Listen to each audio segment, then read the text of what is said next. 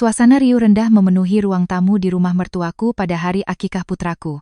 Bayiku, Banyu, tertidur pulas di ayunannya, tak terganggu oleh gelak tawa dan obrolan orang-orang dewasa di sekelilingnya. Pesta hari ini menyajikan 6 meja prasmanan, dan kerabat dari pihak ayah maupun ibu datang berbondong-bondong. Yang paling mencuri perhatian adalah Pak Harun, sesepuh yang dituakan dalam keluarga besar kami. Suaranya sangat didengar dan dihormati. Beliau duduk di meja utama yang disediakan untuk para tetua, dengan santai menikmati teh sambil menanyakan kabar bisnis para keponakannya. Ibu mertuaku, Ibu Ratna, hari ini mengenakan kebaya brokat merah marun yang mewah, rambutnya disanggul rapi. Ia mondar-mandir di antara meja-meja tamu dengan senyum bangga. Tanpa henti ia membanggakan cucu laki-laki pertamanya. Mulutnya tersenyum lebar, tetapi sorot matanya jarang sekali singgah pada aku dan putraku. Sejak melahirkan, aku sadar posisiku di rumah ini, tidak lebih dari seorang penerus keturunan. Tapi hari ini adalah hari bahagia putraku. Aku menahan diri untuk tetap bersikap ramah dan sopan demi menjaga nama baik suamiku. Suamiku, Bima, sedang sibuk menuangkan sirup markisa untuk para paman dan tetua. Ia mengenakan kemeja batik yang licin disetrika, wajahnya berseri-seri karena bangga. Ia memang orang yang sangat peduli pada citra, selalu ingin menampilkan potret keluarga yang harmonis, anak yang berbakti, dan suami yang teladan di hadapan sanak saudara. Aku duduk di meja yang disediakan untuk para wanita dan anak-anak, sesekali menyuap makanan sekadarnya. Tubuhku masih terasa pegal setelah sebulan masa nifas, tapi aku tak berani mengeluh sedikit pun. Saat pesta mencapai puncaknya, ibu mertuaku mengeluarkan ponselnya. Dengan suara lantang, kakak iparku itu sedang hamil tua. Hari-hari ini sudah menunggu waktu melahirkan sehingga tidak bisa hadir di acara akikah keponakannya. Begitu layar ponsel terhubung, suara Ibu Ratna menggema, mengalahkan kebisingan 6 meja prasmanan. Dewi, sudah makan belum, nak? Sehat? Perutnya bagaimana? Suara Dewi terdengar dari pengeras suara, melengking dan manja. Aku capek sekali, Bu. Perut sudah besar sekali, jalan jadi berat. Rumah berantakan, tidak ada yang membersihkan. Suamiku kerja seharian, pulang malam sudah lelah, mana bisa dimintai tolong. Mendengar keluhan putrinya, wajah Ibu Ratna langsung menunjukkan iba. Ia berdecak, suaranya penuh kasih. Kasihan anak ibu. Sabar ya, nak, bertahan sedikit lagi. Ibu sudah atur semuanya. Semua sudah beres, kamu tidak perlu khawatir. Fokus saja, siapkan tenaga untuk melahirkan. Sontak semua orang di meja kami terdiam, menyimak percakapan ibu dan anak itu. Aku pun berhenti mengunyah, mengangkat wajah menatap ibu mertuaku. Ibu Ratna seolah tak peduli dengan tatapan orang-orang di sekitarnya, melanjutkan pengumumannya dengan suara lantang, besok ibu akan suruh Bu Indah datang ke rumahmu. Biar dia bersihkan rumahmu sampai wangi untuk menyambutmu pulang dari rumah sakit. Nanti setelah kamu melahirkan, ibu akan minta dia tinggal di sana untuk merawatmu dan bayimu. Dia itu perawat profesional, punya sertifikat, pengalamannya merawat ibu melahirkan tidak perlu diragukan lagi. Kamu tinggal tenang menikmati saja, semuanya sudah ibu yang urus. Ucapan Ibu Ratna bagai petir yang menyambar telingaku. Bu Indah yang ia sebut tak lain adalah perawat pasca melahirkan yang aku sewa dengan uangku sendiri. Uang sejumlah 50 juta rupiah untuk layanan premium selama sebulan adalah hasil keringat dan air mataku yang kutabung dari hasil kerjaku sebelum menikah. Aku menyewa Bu Indah agar aku punya waktu untuk pulih setelah operasi caesar yang menyakitkan, dan agar putraku dirawat dalam kondisi terbaik. Dan sekarang, ibu mertuaku dengan seenaknya menjadikan jasa dan uangku sebagai hadiah untuk putrinya. Aku terpaku. Tanganku yang memegang sendok gemetar hebat. Kemarahan membuncah di dada, menyesakkan hingga aku sulit bernapas. Apakah ibu mertuaku menganggap uang 50 juta itu jatuh dari langit? Apakah ia pikir kontrak yang kutandatangani dengan agensi itu hanya secarik kertas biasa? Dan yang terpenting, ia menganggap aku, menantunya yang duduk tepat di hadapannya ini? Apa sehingga berani mengambil keputusan sepihak seperti itu? Suara Dewi di seberang telepon terdengar riang. Benarkah, Bu? Wah, ibu pengertian sekali. Aku sedang pusing mencari orang untuk merawatku nanti. Sewa orang dari luar mahal sekali. Kalau ada Bu Indah, wah, enak sekali. Ibu memang yang terbaik. Ibu Ratna tersenyum puas, melirik ke sekeliling meja seolah memamerkan kehebatan dan kekuasaannya. Ah, masalah kecil. Di rumah ini kan banyak tenaga. Ada perawat yang sedang tidak banyak kerjaan, ya harus tahu dirilah. Berbagi dengan saudara. Perempuan melahirkan itu kan berat. Kita ini satu keluarga. Kalau tidak saling bantu, mau bantu siapa lagi? Kata-kata Ibu Ratna bagai pisau yang menusuk harga diriku. Ia tidak bertanya padaku barang sepatah kata pun. Ia menganggap merampas milik menantunya adalah hal yang wajar, sebuah kewajiban yang harus kulakukan untuk melayani keluarganya. Orang-orang di antara kerabat mulai berbisik-bisik. Ada yang mengangguk-angguk memuji Ibu Ratna sebagai ibu yang sayang anak, ada pula yang menatapku dengan prihatin. Pak Harun, yang duduk di meja utama, mengangkat cangkir tehnya, tapi matanya tertuju pada ibu mertuaku. Alisnya yang memutih sedikit berkerut. Beliau adalah orang yang hidup dengan tata krama lama, sangat menjunjung tinggi etika dan akal sehat. Pasti beliau juga menyadari ada yang janggal dalam percakapan ini. Aku mengepalkan kedua tangan di bawah meja, berusaha menahan amarah yang siap meledak. 50 juta rupiah bukan jumlah yang kecil bagi keluarga pegawai biasa seperti kami. Itu adalah uang yang kupertimbangkan matang-matang sebelum kuputuskan untuk menariknya dari buku tabungan pribadiku. Saat aku hamil, Bima berjanji macam-macam. Katanya ia akan menanggung seluruh biaya persalinan. Dari memilih rumah sakit terbaik hingga menyewa perawat untuk kami berdua setelah pulang. Tapi di saat-saat terakhir, setelah mendengar ibunya mengeluh soal biaya, sikapnya berubah total.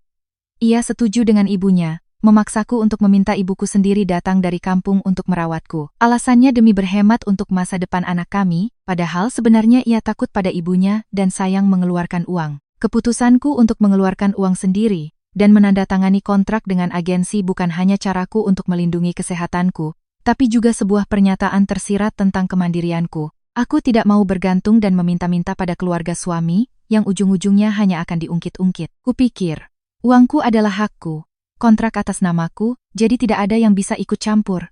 Tapi aku salah. Aku terlalu meremehkan sifat tidak tahu malu ibu mertuaku dan kebisuan pengecut suamiku. Saat ini, Ibu Ratna masih bersemangat membahas jadwal kerja Bu Indah dengan putrinya. Ia mengatur setiap detail dengan rinci, mulai dari masakan apa yang harus disiapkan Bu Indah untuk Dewi agar ASI-nya lancar, hingga bagaimana cara mencuci popok bayi. Ia berlagak seolah Bu Indah adalah pelayan yang ia beli dengan uangnya sendiri, yang bisa ia perintah kapan saja. Kepercayaan dirinya yang berlebihan menyadarkanku pada sebuah kenyataan pahit. Di mata Ibu Ratna, semua yang menjadi milikku dari uang, barang, hingga relasi sosial otomatis menjadi aset bersama keluarga mereka. Dan sebagai pemegang kekuasaan tertinggi, ia merasa berhak membagikan aset itu kepada siapapun yang ia mau, terutama kepada putri kandungnya yang berharga. Aku berdeham, bersiap untuk bicara. Aku tidak bisa diam saja membiarkan Ibu Ratna bertindak sesukanya. Jika hari ini aku mengalah, besok ia akan semakin menjadi-jadi. Aku harus bicara dengan jelas dan transparan di hadapan semua orang, terutama di hadapan Pak Harun. Hitam harus dikatakan hitam, putih harus dikatakan putih. Namun, baru saja aku membuka mulut untuk memanggil, Bu, sebuah tangan menyelinap ke bawah meja dan mencengkeram lenganku. Cengkeramannya begitu kuat hingga aku meringis kesakitan. Aku menoleh dengan cepat. Suamiku, Bima, menatapku dengan tatapan memperingatkan. Senyum basa-basinya masih terpasang di bibir. Diarahkan pada para paman di meja sebelah, tapi tangannya di bawah meja sedang mencubit lenganku dengan keras. Cubitan itu begitu menyakitkan hingga aku harus menggigit bibir agar tidak berteriak. Bima mendekatkan wajahnya ke telingaku, napasnya yang berbau alkohol menerpa wajahku. Ia berbisik melalui sela-sela giginya, volume suaranya hanya cukup untuk kami berdua. Tolong jaga nama baikku, jangan membuat keributan di depan Pak Harun dan para kerabat. Ada apa-apa, nanti kita bicarakan baik-baik di kamar. 4 kata bicarakan baik-baik di kamar terdengar begitu akrab hingga memuakkan.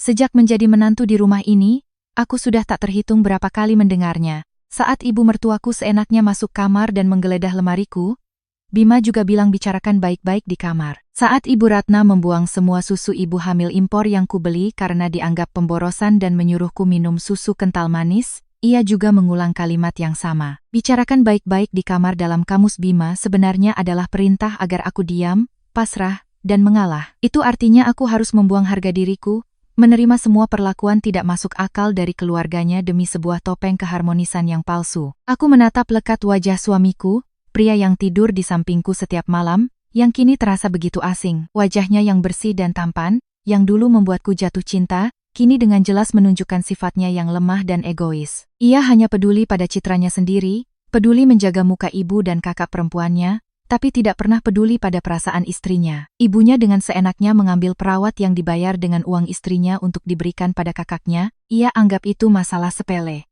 Tapi saat aku mencoba membela hakku sendiri, ia menuduhku membuat keributan. Aku mencoba menarik tanganku dari cengkeramannya, tapi ia malah semakin mengeratkannya. Matanya memancarkan permohonan yang bercampur ancaman. Ia takut. Ia takut kebenaran terungkap dan mempermalukan keluarganya di hadapan Pak Harun dan kerabat. Ia takut semua orang akan menilainya sebagai pria lemah yang tidak bisa menafkahi istrinya yang baru melahirkan. Sampai-sampai istrinya harus mengeluarkan uang sendiri, dan kini ia malah ikut-ikutan ibunya merampas hak istrinya. Lepaskan tanganmu, desisku, mencoba menahan diri agar tidak berteriak. Kamu diam saja demi aku. Ibu sedang senang, jangan menambah masalah. Soal Bu Indah, nanti kita bicarakan setelah tamu pulang. Cuma membantu Mbak Dewi beberapa hari, tidak akan ada ruginya, kenapa kamu harus tegang begitu? Bima masih mencoba meyakinkanku dengan logika dangkalnya. Aku tertawa sinis, membantu beberapa hari, Ibu Ratna baru saja dengan lantang mengatakan di telepon bahwa ia akan memindahkan Bu Indah untuk tinggal di sana merawat Dewi dari sejak melahirkan sampai masa nifasnya selesai. Kata-katanya begitu jelas. Tapi Bima masih pura-pura tuli untuk menutupi perbuatan ibunya. Ia tidak pernah sayang mengeluarkan uang untuk teman-temannya, tapi begitu perhitungan dengan istri dan anaknya sendiri. Puluhan juta yang kukumpulkan dengan susah payah, di mulutnya menjadi seolah tak berarti, tidak ada ruginya.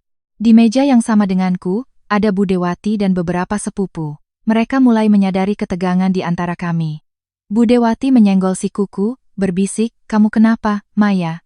Sakit? Atau bawa Banyu masuk kamar saja, biar Bude yang urus di sini." Aku menggeleng, berdeham dan menjawab, sekaligus menyindir Bima, "Tidak apa-apa, Bude. Aku sedang mendengarkan ibu memberi petunjuk soal memindahkan Bu Indah ke rumah Mbak Dewi. Masalah sepenting ini, aku kan yang tanda tangan kontraknya. Mana mungkin aku tidak ikut mendengarkan." Kalimatku, meskipun pelan, cukup untuk membuat Bima paham bahwa aku tidak akan mundur. Ia buru-buru melepaskan tanganku, melirik cemas ke arah meja Pak Harun. Beruntung baginya, Pak Harun sedang asyik mengobrol dengan kerabat lain dan belum memperhatikan kami. Aku mengusap lenganku yang memerah karena cubitan Bima. Hatiku diliputi rasa sedih yang mendalam. Aku teringat masa-masa kehamilan yang melelahkan, mual terus-menerus, tapi tetap harus bekerja dari pagi hingga malam. Aku teringat malam-malam tanpa tidur memompa ASI untuk anakku, dengan luka operasi yang masih nyeri, tanpa satupun kata penyemangat dari suamiku. Aku telah mengorbankan kesehatan dan uangku untuk keluarga ini. Sebagai balasannya, aku mendapatkan penghinaan dari ibu mertua, ketidakpedulian dari suami, dan eksploitasi tanpa malu dari keluarga suami. Hari ini, di hari bahagia putraku, ibu mertuaku dengan angkuh menginjak-injak batasan terakhirku. Ia tidak menganggapku sebagai manusia yang punya perasaan dan hak milik. Ia menganggapku sebagai mesin uang, sebagai alat untuk melayani kepentingan keluarga kandungnya. Dan Bima, alih-alih membelaku, malah ikut membantu kezaliman itu. Baiklah, jika mereka ingin bermain drama di depan kerabat, aku akan beri mereka panggung yang megah. Aku tidak akan menangis atau mengamuk seperti orang tidak berpendidikan. Aku akan menggunakan tata krama dan adat istiadat yang selalu dibanggakan oleh Pak Harun untuk menuntut keadilanku. Aku mengangkat sendok, dengan tenang mengambil sepotong rendang paling enak dari piring. Aku mengangkat dagu, mataku menatap lurus dan tajam ke arah Ibu Ratna, yang masih terpaku pada layar ponselnya, tertawa bahagia dengan Dewi. Permainan ini, akulah yang akan membuka kartunya. Aku menepis tangan Bima dari tubuhku, gerakan yang begitu tegas hingga tangannya membentur tepi meja, menimbulkan suara yang cukup keras. Bima pucat pasi, hendak menggapai untuk menahanku, tapi sudah terlambat. Dengan tenang, aku sedikit berdiri untuk meraih meja ibu mertuaku.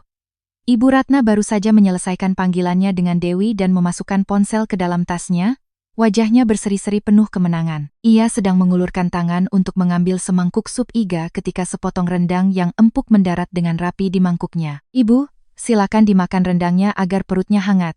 Dari tadi ibu sibuk menyambut tamu, pasti sudah lapar." Aku tersenyum ramah, suaraku jernih dan cukup keras agar semua meja di sekitar bisa mendengarnya. Ibu Ratna sedikit terkejut dengan perhatianku yang tiba-tiba. Biasanya hubungan kami tidak pernah sehangat ini. Hari ini, tiba-tiba aku menawarinya makanan di depan banyak orang. Ia tersenyum sinis, mengangkat dagu dengan angkuh. Pasti ia mengira aku sedang mencoba menjilatnya untuk mengambil hati para kerabat. "Oh, biar ibu ambil sendiri. Tidak perlu kamu repot-repot." Ibu Ratna menjawab acuh tak acuh, menyingkirkan rendang itu dengan sendoknya. Aku tidak peduli dengan sikapnya. Senyum di bibirku tetap terkembang. Aku merendahkan suaraku, mengucapkan kata demi kata dengan perlahan. "Begini, Bu, tadi saya dengar ibu akan memindahkan Bu Indah ke rumah Mbak Dewi untuk bersih-bersih dan tinggal di sana untuk merawatnya. Saya rasa rencana ibu sangat bagus. Tapi ada satu hal kecil yang ingin saya tanyakan pada ibu. Semua bisik-bisik di ruang tamu mendadak senyap. Semua orang menajamkan telinga. Nama Bu Indah sudah tidak asing lagi bagi keluarga suami. Selama sebulan ini, siapapun yang datang menjenguk selalu memuji-muji perawat yang cekatan dan terampil yang disewa keluarga ini. Tidak ada yang tahu dari mana asal uang untuk menyewa Bu Indah. Mereka hanya mengira itu adalah kemurahan hati kakek dan nenek untuk cucu pertama mereka. Ibu Ratna menatapku, wajahnya waspada. Kamu mau tanya apa? Urusan di rumah ini, saya sebagai orang tua yang memutuskan. Kamu punya pendapat lain? Aku menjawab dengan lembut, nada bicaraku sangat sopan, tapi isinya tajam. Tentu tidak, Bu. Saya tidak berani menentang keputusan Ibu. Mbak Dewi akan segera melahirkan. Ada yang membantu tentu sangat baik. Saya hanya ingin bertanya untuk memperjelas saja, Bu. Ibu berencana memindahkan Bu Indah ke sana? Lalu apakah Mbak Dewi akan mentransfer uang kontrak perawat sebesar 50 juta rupiah ke rekening saya? Atau langsung ke rekening Ibu, supaya saya bisa memberitahu pihak agensi? Karena dalam kontrak, nama saya yang tercatat sebagai pembayar dan penerima jasa. Begitu pertanyaanku selesai, suasana di ruang tamu langsung hening, begitu sunyi sampai suara putaran kipas angin di langit-langit terdengar jelas. Para bude dan tante di meja sebelah saling pandang, wajah mereka menunjukkan keterkejutan. 6 meja prasmanan mendadak berhenti berdentang. Wajah Ibu Ratna berubah dari kemerahan menjadi merah padam, lalu pucat pasi. Ia terdiam selama beberapa detik, lalu membanting sendok dan garpunya ke piring, berteriak marah, "Kamu ini bicara apa? Kamu mau perhitungan dengan kakak iparmu sendiri? Mbak Dewi itu sedang susah, hamil tua mau melahirkan. Kamu punya kelebihan sedikit, mengalah memberikan perawatmu untuknya sebentar memangnya kenapa? Kita ini satu keluarga. Kamu buka mulut isinya uang, tutup mulut isinya kontrak. Apa kamu tidak punya malu?" Aku tetap tenang, tidak goyah sedikit pun oleh amarahnya. Aku menjawab dengan sabar, "Ibu ini aneh, saya bekerja keras, menabung lama baru bisa dapat 50 juta untuk merawat diri saya sendiri saat melahirkan, agar tidak merepotkan keluarga suami. Sekarang, kontrak yang saya tanda tangani berlaku sebulan, uangnya sudah saya bayar lunas. Kalau Mbak Dewi mau menggunakan jasa orang lain, ya dia harus bayar sendiri atau mengembalikan uang saya. Uang harus jelas, Bu. Saya menuntut hak saya, kenapa harus malu?" Bantahanku seperti menyiram bensin ke dalam api. Ibu Ratna begitu marah hingga berdiri, menunjuk lurus ke wajahku dan memakiku. "Perempuan kalau sudah menikah, uangmu itu juga uang keluarga ini, kamu makan di rumah suami, tinggal di rumah suami, melahirkan anak yang menyandang nama keluarga suami, tapi berani-beraninya membawa sifat egoismu ke sini. Saya beritahu kamu, saya ini ibu di rumah ini, apa yang saya katakan, semua harus dengar. Jangan mentang-mentang bisa menghasilkan uang sedikit, kamu berani naik ke atas kepala mertuamu." Suara Ibu Ratna bergema di seluruh ruangan, sangat memekakan telinga. Argumennya yang tidak masuk akal membuat banyak orang mengerutkan kening. Pak Harun, yang sedari tadi hanya diam mengamati, akhirnya meletakkan cangkir tehnya dengan keras ke meja. Alisnya yang putih berkerut tajam, matanya menatap tajam ke arah ibu mertuaku. Meskipun belum berkata apa-apa, sikap sesepuh keluarga itu sudah cukup menunjukkan ketidaksenangannya pada perilaku sombong Ibu Ratna. Bima dengan panik menghampiriku, menarik ujung bajuku dengan keras. "Maya, kamu sudah gila. Cepat minta maaf sama ibu. Ini sedang ada acara, kamu mau bikin malu sampai kapan?" Aku menepis tangan Bima. Mataku melirik wajah paniknya, lalu berhenti di tas tanganku yang tergeletak di kursi kosong di sebelahku.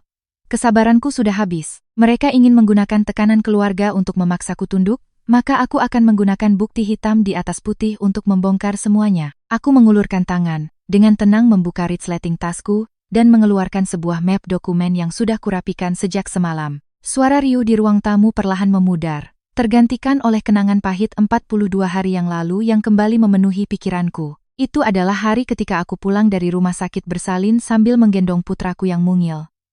Luka bekas operasi caesar masih bengkak dan nyeri di setiap langkah. Aku menggendong bayi merahku menaiki tangga. Setiap langkah harus kutahan dengan menggertakkan gigi menahan sakit yang menjalar dari perut hingga ke kepala. Bima membawa tas berisi popok dan perlengkapan bayi di belakangku, sesekali menggerutu karena barang bawaan yang terlalu banyak. Tak seorang pun dari keluarga suami yang menyambut untuk menggendong cucu mereka, tak ada yang membantuku naik ke lantai atas. Begitu masuk ke ruang tamu, yang kulihat adalah ibu mertuaku duduk dengan nyaman di sofa empuk. Ia sedang mengupas sepiring besar apel impor. Matanya terpaku pada sinetron di televisi. Sesekali tertawa terbahak-bahak. Melihat kami masuk, ia hanya melirik sekilas lalu kembali menatap TV, bertanya basa-basi, "Sudah pulang? Bayinya tidur atau bangun?" Aku menahan napas panjang, dengan lembut meletakkan putraku di tempat tidur. lalu mulai merapikan barang-barang yang dibawa dari rumah sakit. Saat sedang mencari buku imunisasi anak di dalam tas, selembar brosur penawaran jasa perawatan ibu dan bayi dari sebuah agensi swasta tak sengaja jatuh ke meja. Mata Ibu Ratna yang jeli langsung melihatnya. Ia meraih kertas itu, menyipitkan mata membaca setiap barisnya. Hanya dalam beberapa detik, raut wajahnya berubah drastis. Ia melempar kertas itu ke meja, suaranya yang tajam memecah keheningan. Apa-apaan ini? Jasa perawatan pasca melahirkan paket VIP 50 juta sebulan? Kamu sudah gila ya, Maya? Aku terkejut, menoleh, dan dengan tenang menjelaskan. Iya Bu, itu paket jasa yang saya lihat di sebuah pusat perawatan kesehatan. Mereka akan mengirim perawat profesional ke rumah untuk memandikan bayi, memijat laktasi untuk ibu, dan menyiapkan makanan selama masa nifas. Saya kan melahirkan secara caesar. Kondisi saya lemah. Dan Mas Bima kerja seharian. Saya takut tidak bisa mengurus semuanya sendiri, jadi saya berencana menyewa mereka untuk membantu di bulan pertama. Ibu Ratna mencibir, menatapku dengan pandangan menghina. Ia menepuk pahanya dengan keras, memulai ceramah andalannya. Jangan manja. Kamu pikir kamu ini putri bangsawan, katanya anak desa, tapi baru melahirkan sudah bergaya seperti nona besar. Menghabiskan puluhan juta hanya untuk menyewa orang menggendong anak dan merebus air mandi? Kamu buang-buang uang tidak sayang? Uang itu kalau dibelikan susu untuk cucuku kan lebih baik. Aku terdiam. Jelas-jelas saat hamil, Bima sudah setuju soal menyewa jasa ini dan berjanji akan membayarnya. Tapi sekarang, saat ibunya membentakku, Bima justru menghindari tatapanku, buru-buru membawa sisa barang ke kamar mandi untuk melarikan diri. Melihatku diam, Ibu Ratna semakin menjadi-jadi. Ia berdiri sambil berkacak pinggang, nada bicaranya penuh kebanggaan akan masa lalunya yang hebat. Perempuan di kampungku, 3 hari setelah melahirkan sudah turun ke sawah menanam padi, mencari rumput untuk kerbau. Tidak ada yang selemah kamu. Dulu waktu saya melahirkan Bima, pagi melahirkan, sorenya sudah harus turun ke dapur memasak untuk seluruh keluarga besar. Tidak ada capek-capeknya, kenapa harus repot-repot menyewa orang? Kamu istirahat saja di rumah beberapa hari juga pulih. Urusan rumah tangga dan mencuci biar si Bima yang kerjakan. Makanan. Nanti setiap makan saya masak lebih sedikit untukmu. Jangan boroskan uang keluarga ini untuk jasa-jasa penipu seperti itu. Setiap kata dari ibu mertuaku bagai pukulan palu di kepalaku. Bicaranya memang mudah. Ia bilang Bima yang akan mengerjakan pekerjaan rumah. Tapi sejak aku menjadi menantunya, Bima bahkan belum pernah menyentuh sapu, apalagi mencuci popok bayi. Ia bilang akan memasak untukku, tapi semua orang tahu ia suka keluyuran, sibuk senam pagi, dan bergosip dengan tetangga. Makan malam keluarga saja sering terlewat, bagaimana mungkin ia punya waktu menyiapkan makanan khusus untuk menantunya? Lagi pula, luka operasiku begitu nyeri, hingga untuk berdiri tegak saja sulit. Dokter menyarankan untuk beristirahat total, menghindari banyak bergerak dan pekerjaan berat agar luka cepat sembuh. Mengurus bayi baru lahir sendirian, begadang membuat susu, mengganti popok saat tubuh sedang lemah adalah tantangan yang terlalu berat bagiku.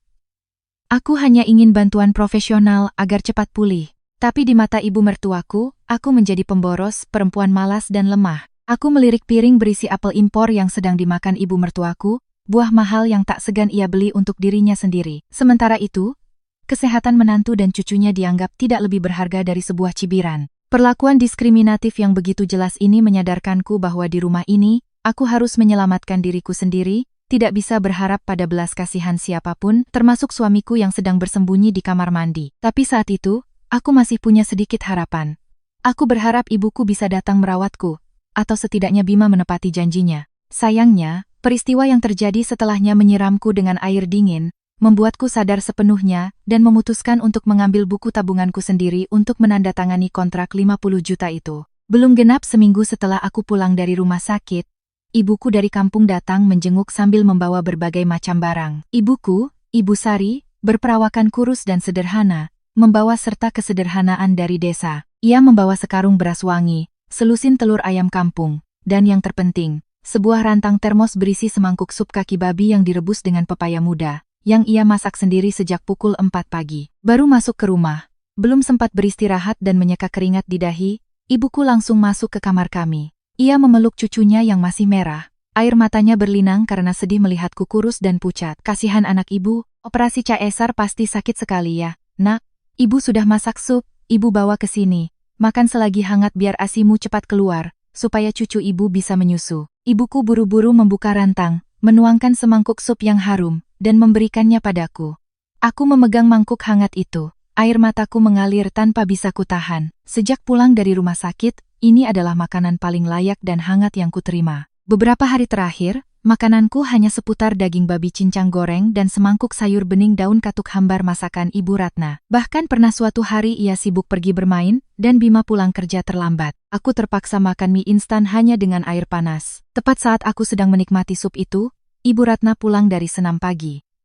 Melihat ibuku datang, ia tidak menunjukkan keramahan, hanya berdiri di ambang pintu sambil melipat tangan dan menyapa sekenanya. Oh, Besan datang, cucunya baik-baik saja, kok, tidur terus, jarang menangis. Ibuku buru-buru meletakkan mangkuk, tersenyum dan menjawab, iya, Bu. Cucunya Anteng itu rezeki keluarga. Saya di kampung sibuk panen, jadi belum bisa datang lebih awal. Baru sekarang selesai urusan sawah, bisa menjenguk anak dan cucu. Ibu Ratna menarik kursi dan duduk, matanya melirik barang-barang bawaan ibuku, mencibir, lalu menghela napas panjang. Ia memulai lagu lamanya, sengaja berbicara keras agar ibuku mendengar. Besan. Tolonglah, nasihati si Maya ini. Rumah ini kan sepi, Bima kerja keras. Tapi dia malah ngotot mau sewa jasa perawatan yang mahal itu, sampai 50 juta sebulan. Saya sudah bilang, keluarga ini tidak punya kebiasaan boros seperti itu. Perempuan melahirkan itu hal biasa, tidak ada yang istimewa sampai harus sewa pelayan. Kalau dia mau dilayani, ya biar keluarga dari pihak perempuan yang bayar sendiri.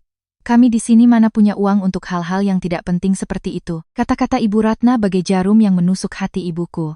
Ibu Sari adalah orang yang sabar, seumur hidupnya hanya dihabiskan di desa. Mendengar besannya berkata begitu, ia langsung panik. Ia kasihan padaku, tapi juga takut aku dimusuhi oleh keluarga suamiku karena masalah uang. Dengan gugup, ibuku merogoh saku bajunya, mengeluarkan segepok uang receh yang dibungkus rapi dalam plastik. Itu adalah uang hasil ia menjual beberapa ekor kambing di kampung, rencananya untuk memperbaiki atap rumah yang bocor sebelum musim hujan. Kalau begitu biar saya saja, Bu. Uang ini hasil jual kambing, ada sekitar 30 juta. Saya tambahkan untuk cucu saya, biar dia bisa menyewa perawat yang layak. Kasihan dia. Habis operasi CSR kondisinya lemah, kalau tidak ada yang menguruskan kasihan. Ibuku menyodorkan uang itu dengan tangan gemetar ke arah Ibu Ratna.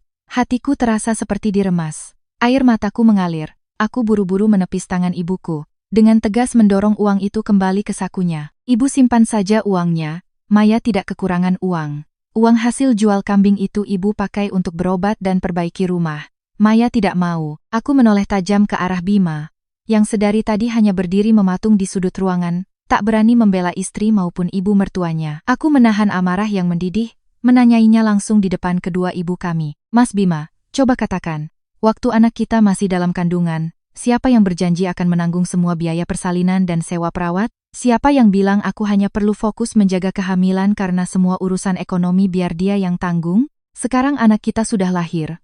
Mas mau ingkar janji dan melimpahkan semua tanggung jawab ini ke aku dan ibuku?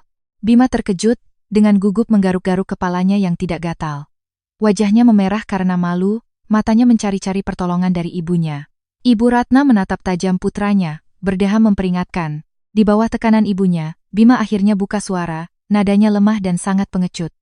Waktu itu Mas belum berpikir panjang. Sekarang sudah ada anak, banyak sekali kebutuhannya. Sudahlah, Dik. 50 juta itu terlalu mahal. Bagaimana kalau minta tolong ibu saja tinggal di sini sebulan untuk merawatmu dan Banyu? Ibu kan berpengalaman, keluarga sendiri pula. Lebih tenang dan bisa hemat banyak uang untuk beli popok dan susu nanti. Mataku terbelalak menatap suamiku. Ia tidak hanya ingkar janji dan menipu soal uang yang sudah ia janjikan, tapi juga dengan tega melimpahkan beban perawatan itu ke pundak ibuku yang sudah tua dan sakit-sakitan. Ibuku menderita rematik kronis, setiap malam kesakitan hingga tidak bisa tidur. Bagaimana mungkin beliau sanggup begadang merawat ibu yang baru melahirkan dan bayi baru lahir? Keegoisan dan ketidakpedulian Bima membuatku sadar sepenuhnya. Ruangan itu terasa begitu sesak. Aku tahu aku harus membuat keputusan untuk menyelamatkan diriku sendiri. Keheninganku berlangsung sekitar 1 menit.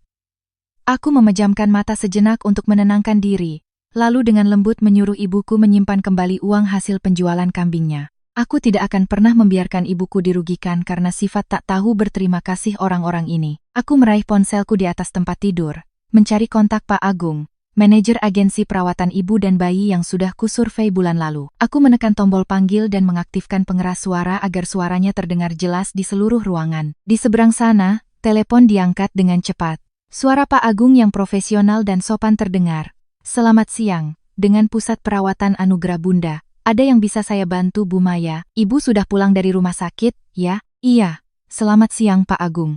Aku berdeham, berusaha agar suaraku terdengar mantap. Saya telepon untuk mengonfirmasi paket perawatan pasca melahirkan lengkap seharga 50 juta rupiah untuk 1 bulan. Siang ini, tolong antarkan kontraknya ke rumah saya untuk ditandatangani, ya. Alamatnya akan saya kirim lewat pesan. Baik Ibu Ratna maupun Bima terbelalak menatapku.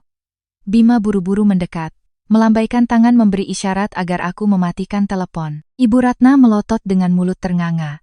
Tidak percaya menantunya yang biasanya pendiam dan penurut berani secara terbuka menentang perintahnya. Berani kamu? Desis Ibu Ratna, wajahnya mengeras. Ia melangkah maju hendak merebut ponselku, tapi aku dengan cepat menyembunyikannya di bawah bantal. Sudah kubilang jelas-jelas. Kamu masih keras kepala? Rumah ini tidak punya uang untuk dihambur-hamburkan. Bima, kamu simpan kartu ATM-mu, jangan biarkan dia menarik uang. Aku menatap ibu mertuaku, tatapanku dingin dan tegas.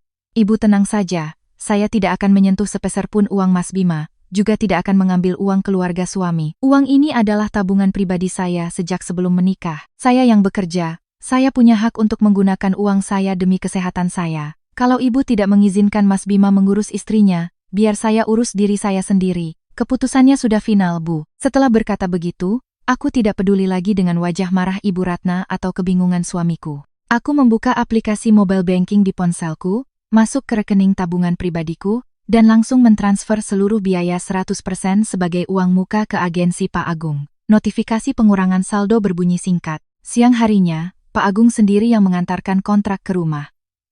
Saat itu Ibu Ratna masih duduk menonton TV di ruang tamu, wajahnya cemberut menunjukkan ketidaksenangan. Aku mempersilakan Pak Agung duduk di meja teh, tepat di hadapan ibu mertuaku, dan memintanya menjelaskan semua hak dan kewajiban dalam paket jasa tersebut. Pak Agung menjelaskan secara rinci tentang proses perawatan luka operasi, pijat laktasi, cara memandikan bayi sesuai standar medis, hingga menu gizi 3 kali sehari. Ibuku yang ikut mendengarkan terus mengangguk-angguk lega. Sementara Ibu Ratna sesekali mendengus sinis. Sebelum menandatangani, aku meminta Pak Agung menambahkan 1 klausul tulisan tangan. Aku memegang pulpen, menatap lurus ke mata manajer itu, dan mengucapkan setiap kata dengan jelas agar wanita yang duduk di sofa itu bisa mendengar semuanya. Pak Agung, tolong tuliskan dengan jelas di bagian hak penerima jasa. Penerima jasa tunggal dari kontrak ini adalah Maya Anindita. Setiap perubahan mengenai lokasi kerja, personel perawat, atau isi pekerjaan, tidak akan berlaku tanpa tanda tangan basah langsung dari saya. Tidak seorang pun anggota keluarga yang berhak memerintahkan perawat untuk melakukan pekerjaan di luar perjanjian kontrak. Pak Agung, yang sudah berpengalaman dalam bisnis ini, hanya dengan melirik sekilas sudah paham situasinya. Ia tersenyum profesional, dengan cepat menuliskan klausul yang kuminta dengan tulisan tangan yang rapi. Setelah itu, ia membubuhkan stempel merah perusahaan, memberikan 1 salinan padaku dan menyimpan salinan lainnya. Ibu Maya tenang saja, agensi kami bekerja sesuai prinsip dan kontrak hukum. Bu Indah, perawat terbaik kami, akan mulai bekerja besok pagi. Hanya ibu yang berhak memberinya arahan. Pak Agung menegaskan sebelum pamit. Aku menyimpan kontrak itu dengan hati-hati di dalam tasku dan menguncinya. Ibu mertuaku duduk di sofa, wajahnya masam karena marah. Ia bergumam menyumpah serapah tentang menantu zaman sekarang yang mentang-mentang punya uang jadi meremehkan keluarga suami. Tapi aku pura-pura tidak mendengar. Klausul yang dikunci dengan tanda tangan basah itu adalah pagar baja yang kubangun untuk melindungi hak-hakku. Aku tahu betul sifat Ibu Ratna. Ia serakah dan suka mengontrol. Tanpa ikatan yang kuat, pasti ia akan memanfaatkan perawat yang kusewa untuk mengerjakan pekerjaan rumah tangga gratis demi melayani keluarganya. Sekarang, dengan bukti hitam di atas putih yang dilindungi hukum, aku ingin lihat permainan apa lagi yang akan ia mainkan. Keesokan paginya, tepat pukul 8, Bu Indah menekan bel. Ia mengenakan seragam agensi, rambutnya diikat rapi, tangannya membawa tas besar berisi peralatan steril. Begitu masuk ke kamar, hal pertama yang ia lakukan adalah meminta izin ke kamar mandi untuk mencuci tangan dengan sabun antiseptik, berganti pakaian bersih, baru kemudian mendekati ayunan putraku. Profesionalisme Bu Indah terlihat dari setiap gerak-geriknya. Ia dengan teliti memeriksa suhu tubuh Banyu, menenangkannya dengan suara lembut yang membuat bayi yang sedang rewel itu langsung terdiam. Ia menanyakan kondisi luka operasiku, mengukur tekanan darahku, lalu dengan sigap menyingsingkan lengan baju dan masuk ke dapur untuk menyiapkan sarapan. Kurang dari 40 menit, sebuah nampan berisi makanan hangat dan harum sudah tersaji di samping tempat tidurku. Bukan lagi daging goreng gosong atau sayur bening hambar seperti hari-hari sebelumnya. Nampan makanan Bu Indah tertata apik dengan bubur ikan gabus kacang hijau yang masih panas, filet ayam bumbu kuning, dan tumis asparagus yang lembut. Ia dengan lembut membantuku duduk, menyandarkan bantal di punggungku agar luka operasiku tidak tertarik. Dimakan selagi hangat ya, Bu, biar perutnya enak. Ikannya sudah saya bersihkan durinya, jadi tidak perlu khawatir tersedak. Setelah makan, istirahat setengah jam, nanti saya pijat laktasi. Bu Indah berkata dengan senyum tulus. Aku menyantap bubur itu. Rasa gurih ikan berpadu dengan aroma kunyit membuatku menghabiskannya sampai tandas. Untuk pertama kalinya sejak operasi, aku merasa tubuhku benar-benar terisi energi. Makanan nifas yang ilmiah dan lezat ini jauh berbeda dengan perawatan seadanya dari Ibu Ratna. Ibu Ratna berdiri di ambang pintu, melihatku makan dengan lahap, lalu mencibir. Ia meletakkan tangan di pinggang, suaranya yang ketus terdengar. Ceka, ribet sekali. Makan ikan amis begitu nanti anaknya sakit perut, mencret, baru tahu rasa. Memang benar-benar buang-buang uang. Dulu di rumah ini, perempuan melahirkan cukup makan daging kukus dengan garam juga bisa membesarkan anak-anak yang sehat. Bu Indah, yang sedang merapikan nampan, dengan tenang menjawab menggantikanku. Maaf, Bu, menurut ilmu pengetahuan sekarang, Ibu menyusui disarankan mengonsumsi makanan yang beragam agar gizinya cukup untuk produksi ASI. Ikan gabus ini sudah saya olah dengan jahe dan kunyit, jadi tidak amis Bu. Ibu tenang saja, di agensi kami ada ahli gizi yang menyusun menunya. Mendengar jawaban dari perawat itu, Ibu Ratna kesal tapi tidak bisa membantah. Ia akhirnya berbalik dan pergi ke ruang tamu menonton TV sambil terus menggerutu. Aku tidak peduli dengan sikapnya, memejamkan mata dan merilekskan tubuhku saat Bu Indah mulai memijat punggung dan bahuku. Tangannya yang lembut dan terampil, membuat semua pegal yang menumpuk selama berhari-hari lenyap seketika. Siang itu, berkat Bu Indah yang menjaga Banyu, aku bisa tidur nyenyak selama 3 jam penuh. Dedikasi Bu Indah semakin menonjolkan sikap dingin dan tidak peduli dari keluarga suamiku. Malamnya, Bima pulang kerja terlambat. Begitu masuk rumah, bau alkohol menguar dari tubuhnya. Ia melempar tas kerjanya ke sofa, tanpa sedikit pun melirik ke kamar untuk melihat istri dan anaknya. Aku menahan amarah. Memanggilnya, Mas Bima, tolong gendong Banyu sebentar. Aku mau ke kamar mandi. Seharian ini dia rewel. Bu Indah baru saja pulang jam 6 tadi. Bima hanya menjulurkan kepalanya dari pintu, melirik sekilas pada bayi yang sedang menangis di tempat tidur. Alih-alih masuk untuk menenangkan anaknya, ia malah buru-buru mengambil bantal dan selimut dari lemari. Sudah, urus saja sendiri. Kan sudah ada yang bantu, kamu harusnya bisa atur sendiri dong. Mas kerja seharian capek sekali. Besok ada rapat pagi di kantor. Cepat tenangkan anakmu, suara tangisnya bikin kepalaku pusing. Mas tidur di ruang tamu saja, di dalam sini berisik. Setelah berkata begitu, Bima membanting pintu, meninggalkan aku sendirian dengan bayi yang menangis histeris. Aku terpana menatap pintu kayu yang tertutup rapat. Suamiku, pria yang pernah berjanji akan melindungiku seumur hidup, kini menganggap tangisan darah dagingnya sendiri sebagai gangguan. Ia lebih memilih pergi minum-minum dengan teman-temannya, tapi enggan meluangkan 10 menit pun untuk membantu istrinya yang baru saja melewati operasi besar. Aku kembali ke tempat tidur, dengan lembut memeluk putraku dan menenangkannya. Banyu menyandarkan kepalanya di dadaku, mengecap-ngecap mulutnya lalu tertidur. Melihat wajahnya yang terlelap, air mataku tidak lagi jatuh. Rasa sakit hati telah berubah menjadi ketenangan yang menakutkan. Aku menyadari sebuah kebenaran yang pahit. Bu Indah, orang asing, hanya karena dibayar, rela bangun tengah malam untuk membuatkanku jus jeruk, dengan teliti mengganti setiap popok anakku. Sementara itu, orang-orang yang katanya keluarga di rumah ini memperlakukan kami dengan dingin, kejam, dan penuh perhitungan. Berkat Bu Indah, aku berhasil melewati masa-masa tersulit secara fisik. Luka operasiku perlahan mengering, ASI melimpah, dan putraku tumbuh sehat dan montok. Tapi di saat yang bersamaan, aku semakin melihat sifat asli Ibu Ratna dan kelemahan Bima. Aku mulai menyusun rencanaku sendiri untuk melindungi hak-hakku dan putraku. Karena aku tahu, cepat atau lambat, konflik yang lebih besar akan meletus. Sore hari di hari ke-15 masa nifasku, Bu Indah meminta izin pulang lebih awal setengah jam. Aku menutup pintu kamar, menyalakan pompa ASI untuk stok malam hari. Suara mesin pompa berderu pelan di ruangan yang sunyi. Rumah ini dibangun dengan model lama, dinding antara kamar tidur kami dan ruang tamu cukup tipis, sehingga semua suara dari luar bisa terdengar jelas. Tepat di balik dinding kamarku adalah tempat sofa favorit Ibu Ratna. Baru saja aku memperbaiki posisi dudukku, suara lantang ibu mertuaku terdengar. Ia sedang menelepon Dewi. Dewi, kamu habis periksa ke dokter, katanya bagaimana? berat janinnya sudah berapa? Kamu makan yang banyak ya, jangan sayang uang untuk beli makanan enak. Ibu Ratna bertanya dengan antusias. Suara Dewi terdengar dari pengeras suara, melengking menembus dinding tipis. Dokter bilang minggu depan sudah bisa dioperasi, Bu. Aku panik sekali ini. Suamiku sibuk sekali, rumah belum ada yang bersihkan, perlengkapan bayi juga belum lengkap. Tadinya aku mau suruh suami sewa asisten rumah tangga harian untuk bersih-bersih, lalu sewa perawat lagi, tapi kalau dihitung-hitung mahal sekali, Bu. Mendengar keluhan putrinya, Ibu Ratna berdecak, suaranya meninggi menunjukkan kekuasaan. Kamu ini bodoh sekali. Uang di kantong keluarga kita ya kita pakai, buat apa dibuang-buang ke orang lain? Kamu tidak perlu sewa siapa-siapa, simpan saja uangmu untuk biaya rumah sakit. Lalu siapa yang bersih-bersih dan memasak untukku, Bu? Tanya Dewi cemas. Aku menghentikan gerakan memijat payudaraku, menahan napas mendengarkan percakapan mereka. Ibu Ratna merendahkan suaranya sedikit, tapi volumenya masih cukup jelas untuk ku dengar. Memangnya di rumah ini kekurangan orang? Si Maya itu kan menyewa Bu Indah sebulan penuh, habis 50 juta. Kamu tunggu saja, beberapa hari lagi kalau si Maya sudah lebih kuat, atau nanti biar ibu marahi dia dulu, ibu akan pakai kekuasaan sebagai mertua untuk memaksanya memindahkan Bu Indah ke rumahmu. Uangnya kan sudah dia bayar lunas, kamu tinggal pakai saja, tidak keluar uang sepeser pun. Suara Dewi terdengar girang. Wah, rencana ibu hebat sekali. Tapi apa si Maya mau, Bu? Dia kan keras kepala.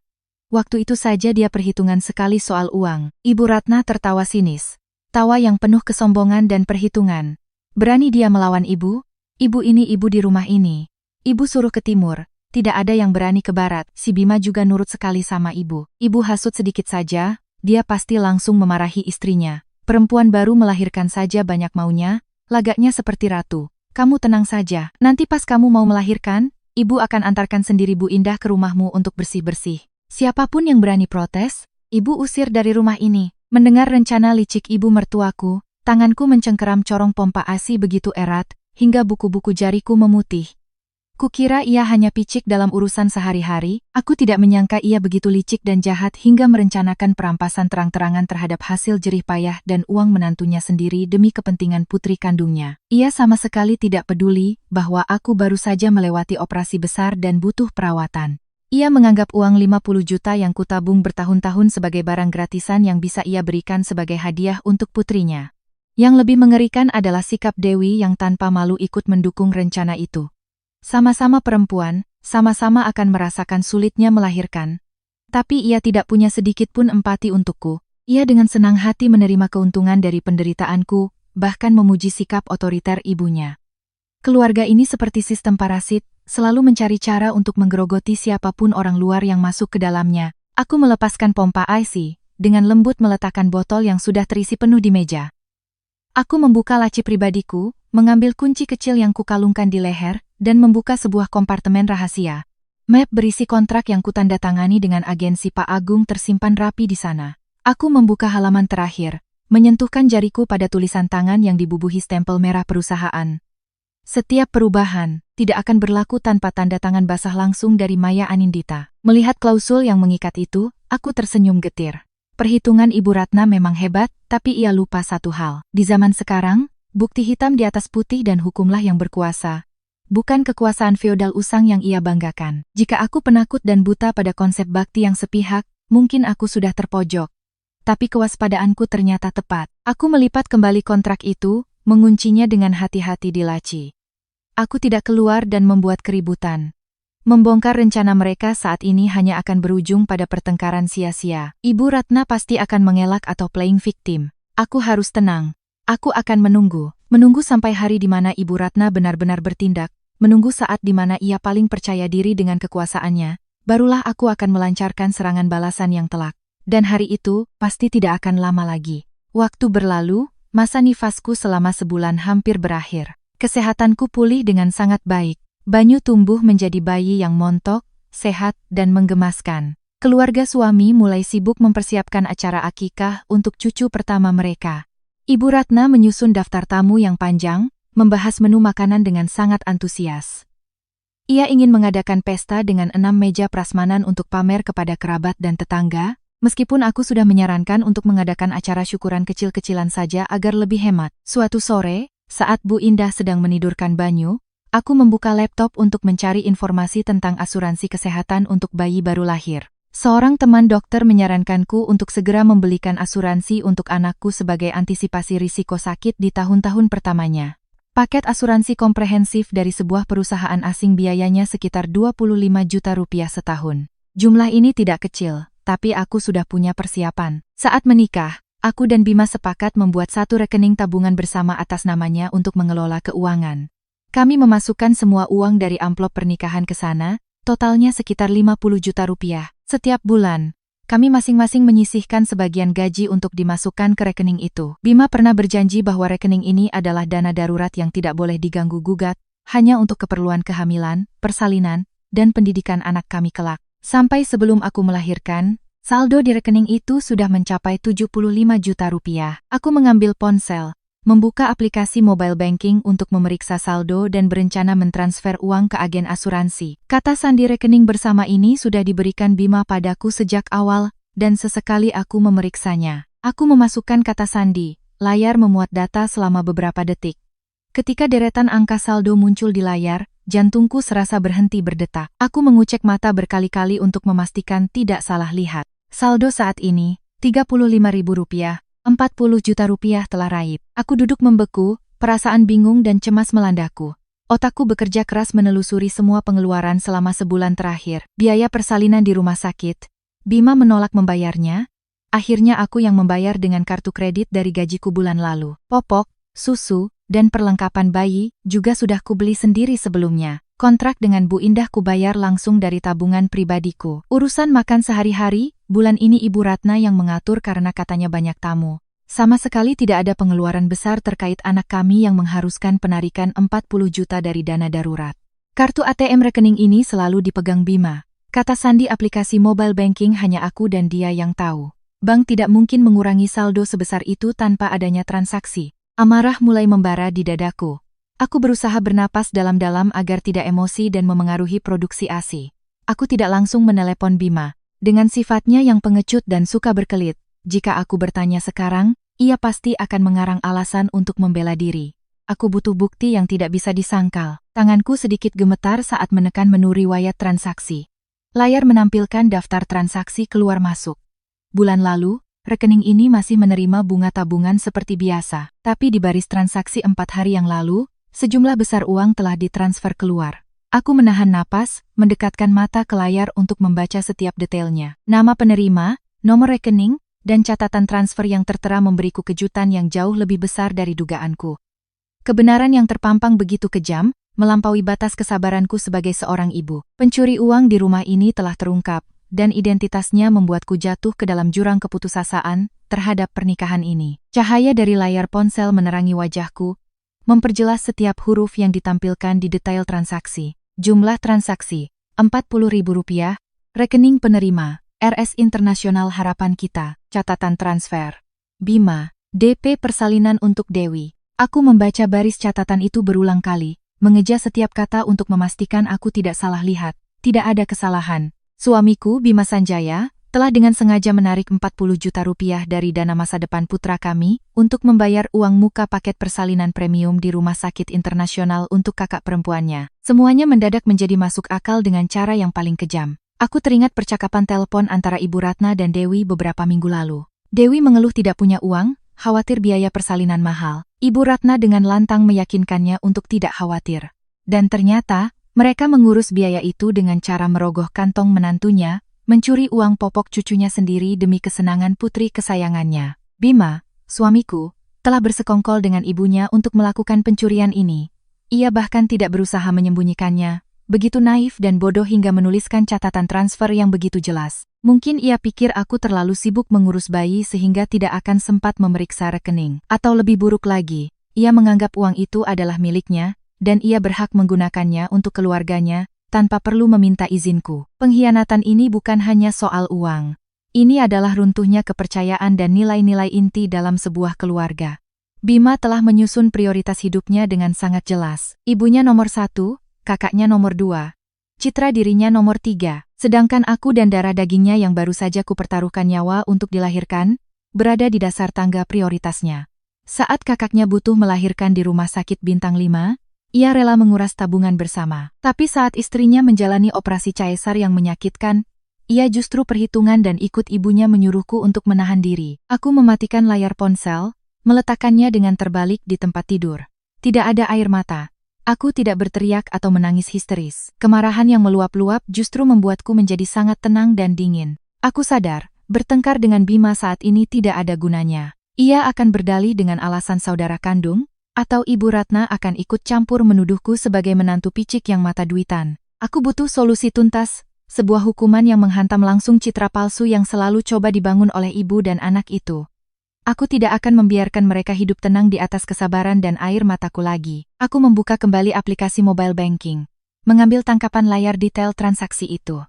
Aku mengirim gambar itu ke email pribadiku, lalu menghubungkan laptopku ke printer mini di sudut kamar. Suara printer berderu, menyemprotkan tinta ke kertas putih. Tulisan DP persalinan untuk Dewi tercetak tebal dan sangat jelas. Aku mengambil lembar bukti transfer itu, menjepitnya bersama dengan kontrak jasa perawatan dari agensi Pak Agung ke dalam sebuah map plastik. Ini akan menjadi bukti bajaku, senjata paling tajam yang kusiapkan untuk besok, hari di mana pesta akikah putraku akan diselenggarakan. Aku menyimpan map itu dengan rapi di dalam tas tanganku, menguncinya rapat.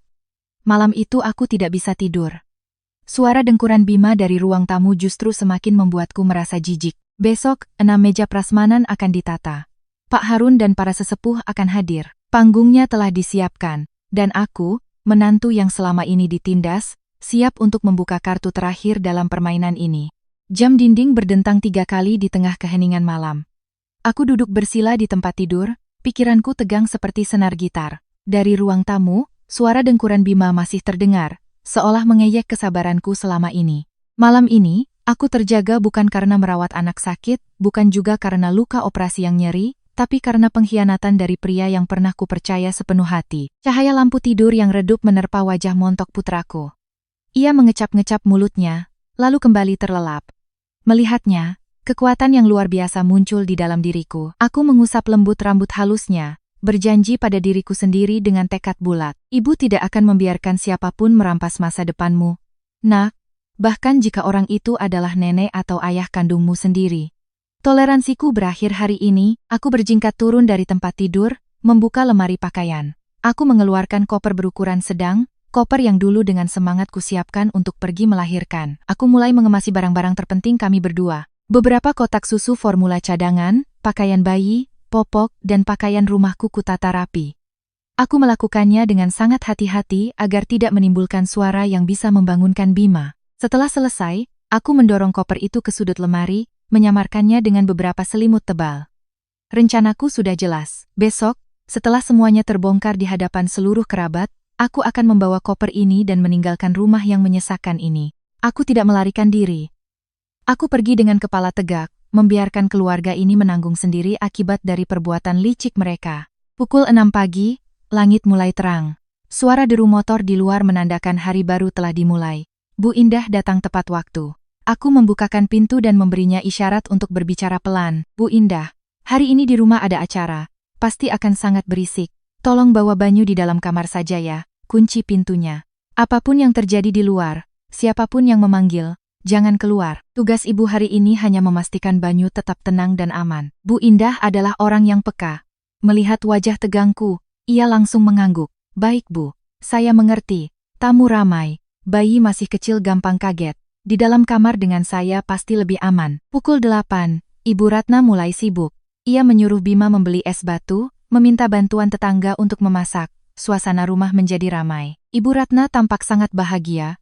Ia mengenakan kebaya merahnya, memakai kalung emas besar, mondar-mandir memberi perintah. Setiap kali melewati kamarku, ia melirik dengan tatapan menyelidik, memastikan aku sudah bersiap-siap untuk menyambut tamu. Bima masuk sambil membawa kantong es, dahinya berkeringat. Ia membuka pintu kamar, menjulurkan kepala sambil tersenyum. Sayang, nanti kerabat datang ramai-ramai. Kamu harus senyum yang manis ya, kata ibu. Di meja utama ada Pak Harun, beliau itu orangnya sangat teliti. Kita harus jaga sikap biar keluarga kita kelihatan baik di depan mereka. Urusan Banyu biar Bu Indah yang urus, kamu keluar bantu-bantu tuang minum untuk para tamu. Aku menatap Bima. Senyum palsunya saat ini terlihat begitu menjijikkan. Ia berakting menjadi suami teladan dengan sangat baik, sampai membuatku mual. 40 juta di rekening ludes untuk kakaknya, dan ia masih bisa dengan santai memintaku tersenyum manis demi citra keluarga. Aku menahan rasa jijikku, mengangguk pelan. Mas tenang saja, aku tahu apa yang harus kulakukan agar Pak Harun dan semua orang melihat betapa terhormatnya keluarga kita. Bima tidak menangkap sindiran dalam kata-kataku. Ia menutup pintu dengan puas dan kembali sibuk. Aku mengambil tas tanganku, memeriksa sekali lagi map plastik berisi kontrak dan bukti transfer bank. Semuanya sudah siap. Panggung yang dibangun Ibu Ratna begitu megah. Aku hanya tinggal menunggu waktu yang tepat untuk menurunkan tirai pertunjukan ini. Suasana riuh 6 meja prasmanan akikah membawaku kembali ke kenyataan. Pertanyaanku tentang pembayaran 50 juta rupiah berhasil membungkam seluruh ruangan. Ibu Ratna baru saja selesai memakiku sebagai menantu perhitungan, dan Bima baru saja panik menyuruhku minta maaf. Pak Harun mengerutkan kening, duduk diam mengamati. Aku menepis tangan Bima, menatap lurus wajah Ibu Ratna yang berubah pias. Aku meraih tas tanganku, mengeluarkan sebuah map plastik biru dan meletakkannya dengan tegas di atas meja, tepat di hadapan Pak Harun. Pak Harun, saya ini menantu di keluarga ini. Saya selalu menghormati Bapak sebagai sesepuh yang bijaksana. Hari ini, di hadapan semua kerabat, saya mohon izin untuk meluruskan masalah ini. Ibu Ratna bilang saya makan dan memakai uang suami, tapi egois pada Mbak Dewi. Saya mohon Bapak membaca surat ini, agar kita semua tahu siapa sebenarnya yang egois. Ibu Ratna terkejut melihatku mengeluarkan dokumen. Ia mencoba merebut map itu. Apa-apaan kamu ini? Acara keluarga yang bahagia kamu rusak dengan kertas-kertas tidak berguna. Simpan sekarang juga. Aku menekan map itu dengan kuat. Sabar dulu Bu. Kertas ini ada stempel perusahaannya. Ini kontrak hukum, bukan kertas tidak berguna. Melihat ketegangan itu, Pak Harun menggebrak meja dengan ujung sendoknya. Suara ketukan itu membuat Ibu Ratna terlonjak kaget dan menarik tangannya. Pak Harun berdeham. Ratna, kamu duduk, kalau Maya sudah mengeluarkan bukti, biar saya lihat. Keluarga kita punya aturan. Apa yang perlu disembunyikan? Pak Harun dengan tenang mengeluarkan kacamata bacanya, membuka map itu, dan mulai memeriksa kontrak jasa perawatan itu dengan teliti. Seluruh ruangan hening menanti. Bima berdiri di sampingku, keringat dingin membasahi dahinya. Pak Harun berhenti di halaman terakhir, di bagian tulisan tangan yang berstempel merah. Beliau berdeham, lalu membacanya dengan suara pelan dan jelas agar semua orang mendengar. Klausul tambahan. Pihak yang melakukan pembayaran penuh sebesar 50 juta rupiah adalah Maya Anindita. Penerima jasa tunggal adalah Maya Anindita. Setiap perubahan mengenai lokasi kerja, personel, atau isi pekerjaan, tidak akan berlaku tanpa tanda tangan basah langsung dari Maya Anindita. Tidak seorang pun anggota keluarga yang berhak memerintahkan perawat untuk melakukan pekerjaan di luar perjanjian kontrak. Pak Harun mengangkat kepala, melepaskan kacamatanya, dan menatap lurus ke arah Ibu Ratna. Ratna, kamu bilang menantumu memakai uang suami, tapi kontrak ini jelas-jelas menyatakan uang itu dari kantong pribadi Maya. Terlebih lagi, klausulnya juga jelas. Hanya Maya yang berhak memutuskan. Atas dasar apa tadi kamu dengan lantang berjanji di telepon akan memberikan perawat menantumu kepada putrimu? Tindakanmu itu melanggar hukum, Ratna. Itu sama saja dengan merampas hasil jerih payah anak ini. Penilaian Pak Harun bagai tamparan keras di wajah Ibu Ratna. Para kerabat mulai berbisik-bisik. Mereka akhirnya paham. Selama ini Ibu Ratna hanya pamer. Perawat hebat yang mondar-mandir di rumahnya bukan karena kemurahan hatinya, tapi karena menantunya sendiri yang membayar untuk menyelamatkan dirinya. Wajah Ibu Ratna merah padam karena malu dan marah. Ia tidak bisa membantah kontrak yang sah itu. Namun dengan sifatnya yang gengsian, ia memilih cara paling konyol untuk membela diri. Ia berdiri dengan kasar. Ya tentu saja, dia sudah menikah. Uangnya ya uang si Bima juga. Bima yang kerja cari uang, dia yang pegang. Kalau dia pakai uang suaminya untuk boros, lalu saya bilang itu uang keluarga, apa salah? Kakaknya sedang butuh bantuan, saya sebagai ibu mengambil kembali untuk diberikan pada anak saya. Apa yang keterlaluan? Logika bengkok ibu mertuaku membuatku tertawa. Tawa yang hambar dan penuh ironi. Ia masih bersikeras dengan pemikiran kuno bahwa perempuan tidak menghasilkan uang. Semuanya bergantung pada suami. Baiklah, jika ia menjadikan masalah uang sebagai tameng, aku akan tunjukkan bagaimana benteng terakhirnya akan runtuh. Aku merogoh map itu lagi, mengeluarkan lembar kertas kedua.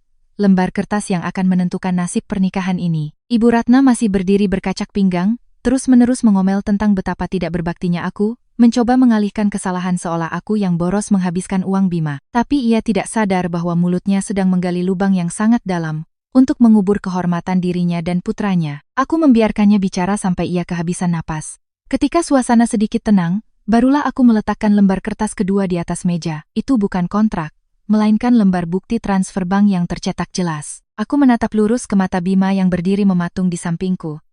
Mas Bima, tadi ibu bilang aku pakai uangmu untuk sewa perawat. Coba sekarang katakan pada ibu dan semua kerabat, sejak aku hamil sampai melahirkan, berapa rupiah yang sudah kamu berikan padaku untuk biaya persalinan? Uang 50 juta itu aku ambil dari tabungan pribadiku sebelum menikah, atau dari uangmu? Bima panik menghindari tatapanku.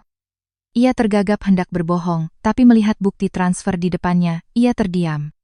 Kebisuannya adalah jawaban yang paling jelas. Aku menoleh pada Ibu Ratna. Suaraku tegas dan lantang. Bu, saya tidak meremehkan siapapun, tapi uang hasil keringat saya adalah hak saya. Kontrak itu memang uang saya, tapi uang popok dan susu cucu pertama di keluarga ini. Uang yang saya dan Mas Bima kumpulkan bersama untuk kesehatannya, saya tidak tahu sudah Ibu dan Mas Bima apakan. Ibu Ratna tersentak, raut wajahnya berubah drastis. Ia melirik putranya dengan cemas. Jelas sekali, penarikan uang itu adalah perbuatan rahasia yang ia perintahkan pada Bima. Ia yakin aku tidak akan mengetahuinya. Aku mengambil bukti transfer itu, menyerahkannya pada Pak Harun. Pak, mohon lihat kertas ini. Ini adalah riwayat transaksi dari rekening bersama kami. 40 juta rupiah dana darurat untuk Banyu telah ditarik 4 hari yang lalu. Catatan transaksinya sangat jelas. Mohon Bapak bacakan dengan keras agar semua tahu kemana perginya uang itu. Pak Harun menerima kertas itu. Beliau memakai kacamatanya, menyipitkan mata membaca tulisan yang tercetak tebal. Suaranya yang berat menggema di ruangan yang sunyi senyap. Jumlah transaksi, minus 40 juta rupiah. Penerima, RS Internasional Harapan Kita. Catatan transfer, Bima, DP persalinan untuk Dewi. Begitu kalimat Pak Harun selesai, keributan meledak di 6 meja prasmanan. Tatapan kaget dan celaan langsung tertuju pada ibu dan anak itu. Budewati menepuk pahanya. Ya Tuhan, uang untuk anaknya sendiri malah dipakai untuk biaya lahiran kakaknya di rumah sakit internasional. Jadi bapak macam apa dia ini? Ibu Ratna terhuyung, harus berpegangan pada kursi agar tidak jatuh. Ia tidak menyangka aku punya bukti sekuat ini. Perbuatannya menghasut putranya mencuri uang cucunya sendiri demi gaya hidup mewah putrinya adalah tindakan yang tidak bisa dibenarkan oleh adat manapun. Aku menatap Bima, suamiku yang gemetar karena malu. Mas Bima, kamu hebat sekali. Aku membayar sendiri biaya operasiku yang menyakitkan, kamu dan ibu malah mengataiku pemboros. Tapi saat Mbak Dewi ingin melahirkan di rumah sakit mahal, kamu rela menguras habis uang anakmu sendiri. Di matamu, ibu dan kakakmu itu emas permata, sementara istri dan anakmu ini hanya sampah, begitu? Semua topeng kebahagiaan palsu, semua citra yang mereka bangun, telah kurusak dengan kebenaran yang telanjang. Pesta akikah cucu pertama kini berubah menjadi pengadilan, dan mereka yang terbiasa menindas orang lain, kini harus menghadapi hukuman terberat dari keluarga mereka sendiri. Seluruh ruangan diliputi bisik-bisik. Pak Harun menggebrak meja dengan keras. Gelas tehnya bergetar, isinya tumpah. Wibawa sesepuh keluarga itu membungkam semua suara. Wajahnya merah padam karena marah.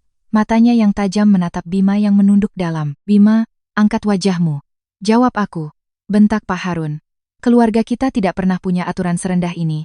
Kamu itu laki-laki, sudah beristri, prioritas utamamu seharusnya istri dan anakmu. Istrimu operasi, kamu tidak bisa membiayainya, itu sudah satu hal. Tapi ini, anakmu baru lahir. Kamu malah mencuri uangnya untuk diberikan pada kakakmu agar bisa melahirkan mewah. Apa kamu masih punya tanggung jawab? Jawab. Bima tergagap ketakutan. Pak, saya tidak bermaksud mencuri. Mbak Dewi bilang butuh uang mendesak. Ibu bilang pinjamkan saja dulu, nanti diganti. Saya pikir, antar saudara saling membantu itu wajar. Wajar kepalamu. Teriak Pak Harun, tidak lagi menahan diri. Kakakmu itu sudah menikah. Urusan persalinannya itu tanggung jawab suaminya. Kalau kurang, ia pinjam baik-baik pada keluarga, ada catatannya. Bukan dengan cara licik seperti ini, mengambil uang dari keponakannya sendiri tanpa izin ibunya. Aku belum pernah melihat budaya tak tahu malu seperti ini. Setelah memarahi Bima, Pak Harun menoleh pada Ibu Ratna, yang kini pucat pasi dan terduduk lemas di kursinya. Dan kamu, Ratna, jadi ibu macam apa kamu ini? Malah menghasut anakmu untuk merusak rumah tangganya sendiri? Kalau sayang anak perempuanmu, pakai uangmu sendiri. Kamu malah membiarkan dia memeras adiknya, menyuruh Bima mencuri uang anaknya sendiri. Kamu itu sedang menghancurkan keluarga putramu, apa kamu tidak sadar? Ibu Ratna menjawab lirih, mencoba menyelamatkan sedikit harga dirinya. Pak, maafkan saya. Saya panik karena Dewi mau melahirkan, jadi saya hilaf. Saya salah, nanti saya suruh Dewi kembalikan uangnya, kan selesai masalahnya. Bukan nanti, potong Pak Harun dengan tegas. Ia menunjuk lurus ke wajah Bima. Aku perintahkan kamu, malam ini juga, kamu telepon Dewi dan minta dia kembalikan 40 juta itu ke rekening Maya. Kalau besok aku tidak dengar kabarnya, aku akan suruh kamu bersujud di depan makam leluhur untuk menerima hukuman. Keluarga ini tidak menerima keturunan yang tidak bertanggung jawab dan mencuri uang bayi. Putusan Pak Harun disambut anggukan setuju dari para tetua lainnya. Bu Dewati ikut menimpali. Benar itu, Bima sudah keterlaluan. Maya sudah sangat sabar. Kalau menantu lain, sudah dilaporkan ke polisi itu. Kritik dari para kerabat bagai panah yang menancap di harga diri Ibu Ratna dan Bima. Drama keluarga harmonis yang mereka bangun hancur berkeping-keping. Di hadapan seluruh keluarga besar, Bima kehilangan kehormatannya sebagai seorang pria, dan Ibu Ratna kehilangan citranya sebagai mertua teladan. Perang ini telah kumenangkan, tapi tidak ada rasa manis sama sekali, yang ada hanya kepedihan atas pernikahan yang telah hancur. Suasana di enam meja prasmanan menjadi canggung. Tak ada lagi yang berselera makan, pesta akikah yang gagal total. Bima mendekatiku, suaranya memelas. Maya, masalah, Mas minta maaf. Tolong jangan diperpanjang lagi, besok Mas akan pastikan Mbak Dewi mengembalikan uangnya. Setelah ini kita masuk kamar ya, istirahat. Aku menatap matanya yang sudah tak lagi kulihat cinta di dalamnya. Kalau Mas sayang kakakmu, cari uang sendiri untuk memberinya. Uang anakku besok harus kembali utuh. Kalau Mbak Dewi tidak bisa mengembalikan, itu urusanmu untuk mencari pinjaman. Dana itu untuk asuransi kesehatan anakku, bukan tambang emas untuk keluargamu. Ucapanku dingin dan final. Bima hendak membantah, tapi aku tidak memberinya kesempatan. Aku menoleh pada Pak Harun, membungkuk hormat. Terima kasih Pak, dan para bude, paman, yang sudah adil pada saya dan anak saya. Masalahnya sudah jelas, saya mohon pamit agar tidak mengganggu acara keluarga lebih lama lagi. Saya izin untuk pulang ke rumah ibu saya untuk menenangkan diri. Mendengar kata rumah ibu saya, Ibu Ratna terlonjak. Kamu mau pergi? Setelah membuat keributan di depan semua orang, kamu mau kabur? Kamu mau bawa cucu laki-laki pertama keluarga ini kemana? Aku tersenyum tenang. Ibu tenang saja, saya tidak membawa cucu ibu kemana-mana. Saya hanya membawa putra saya ke tempat di mana ia dihargai dan dilindungi. Sebuah rumah di mana orang dewasanya mengincar uang popok bayi untuk diberikan pada orang lain tidak pantas menjadi tempat anak saya tumbuh besar. Setelah berkata begitu, aku berbalik dan berjalan cepat ke kamar. Bu Indah, yang sedari tadi mengunci diri di dalam, segera membukakan pintu. Aku mengambil alih banyu dari gendongannya, memeluknya erat, kehangatan tubuhnya memberiku kekuatan. Aku menarik koper yang sudah kusiapkan dari bawah lemari. Bu Indah yang mengerti, langsung membantuku membawa tas perlengkapan bayi. Aku menggendong anakku, satu tangan menarik koper, melangkah tegas keluar kamar menuju pintu utama. Bima panik, berlari menghalangi jalanku. Maya, kamu gila. Mau kemana kamu bawa-bawa koper? Tamu masih banyak, kamu mau mempermalukan keluarga ini sampai mana lagi? Aku berhenti, mengangkat kepala. Keluarga ini yang mempermalukan dirinya sendiri, bukan aku. Minggir, bentakanku yang keras dan tatapanku yang tajam membuat Bima gentar. Pak Harun dari dalam ruangan bersuara. Bima, biarkan istrimu pergi. Rumah tanggamu sedang kacau, dia tinggal pun tidak akan tenang. Urus dulu masalah yang kamu buat dengan kakakmu, baru nanti datang ke rumah mertuamu untuk minta maaf. Jangan menghalanginya. Mendengar perintah Pak Harun, Bima tak berani lagi menahanku. Ia mundur, menatapku dengan putus asa saat aku melangkah keluar pintu. Sebuah taksi online yang sudah kupesan 10 menit lalu telah menunggu di depan gerbang.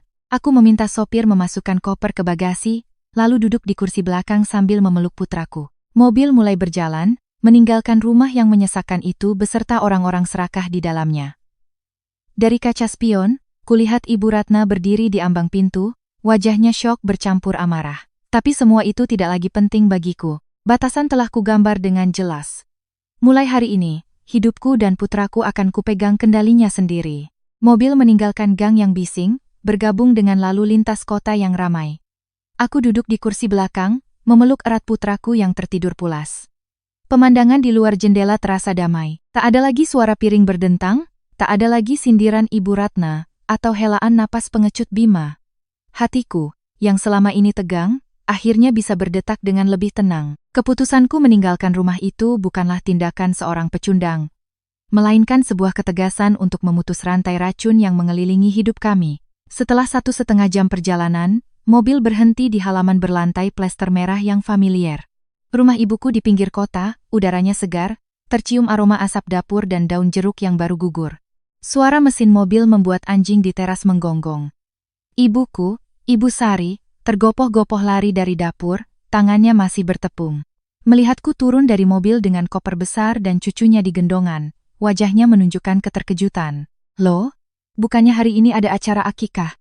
Kenapa kamu pulang jam segini? Mana si Bima, kok tidak mengantar? Ibuku panik, buru-buru membukakan gerbang. Aku membayar ongkos taksi, lalu tersenyum menenangkan ibuku. Maya pesan taksi sendiri, Bu. Mulai sekarang, Maya tinggal di sini sama ibu. Maya tidak mau tinggal di rumah itu lagi. Mendengar itu, ibuku lemas. Ia menarikku masuk, menyuruhku duduk. Kalian bertengkar? Atau Ibu Ratna cari gara-gara lagi? Ada apa-apa kan bisa dibicarakan baik-baik. Kenapa harus pulang di tengah acara begini? Nanti jadi omongan orang. Aku meletakkan putraku di tempat tidur, lalu duduk berhadapan dengan ibuku. Aku menceritakan semua yang terjadi 2 jam lalu dengan tenang, tanpa drama, hanya memaparkan fakta dan bukti. Aku ceritakan soal rencana ibu mertuaku merebut Bu Indah, soal 40 juta yang dicuri, dan soal keputusan tegas Pak Harun. Setelah mendengar ceritaku, tangan kurus ibuku gemetar. Air matanya mengalir, bukan karena sayang uang, tapi karena sedih anak perempuannya diperlakukan sebegitu tidak adilnya. Ya Tuhan, sama-sama perempuan. Kenapa ibu dan anak itu begitu jahat? Si Bima itu kan sekolah tinggi. Kenapa malah ikut ibunya menindas istri dan anaknya sendiri? Kamu baru selesai operasi, mereka tidak kasihan, malah memojokkanmu. Ibu salah nak. Ibu salah telah menikahkanmu dengan keluarga seperti itu. Ibuku menangis sambil memukul-mukul dadanya. Aku memegang tangannya. Ibu jangan menangis. Maya saja tidak menangis. Kenapa ibu harus menangis? Maya melakukan ini bukan untuk cari musuh, tapi agar mereka tahu Maya bukan orang yang bisa diinjak-injak. Maya pulang ke sini untuk mencari ketenangan bagi diri Maya dan cucu ibu. Biarkan saja mereka menyelesaikan masalah yang mereka ciptakan sendiri. Ibuku menyeka air matanya, menatapku dengan penuh kasih sayang dan kebanggaan. Ia sadar, anak perempuannya yang dulu penurut kini telah menjadi lebih kuat. Iya nak, kamu benar. Sifat serakah tidak akan pernah membawa kebaikan. Kamu tinggal saja di sini sama ibu. Rumah kita sederhana, tapi kita tidak akan kelaparan. Ibu yang akan merawat kalian. Makan malam di rumah ibuku hari itu sederhana, hanya ikan nila bumbu kuning dan sayur bayam. Tapi bagiku, itu adalah makanan ternak selama sebulan terakhir. Tidak ada tatapan sinis, tidak ada sindiran. Aku makan sambil memandangi putraku yang tertidur pulas. Di rumah sederhana ini, aku menemukan kembali rasa hormat dan kedamaian yang layak didapatkan oleh setiap ibu. Malam harinya, saat sedang menimang putraku, ponselku berdering. Nama Mbak Dewi muncul di layar.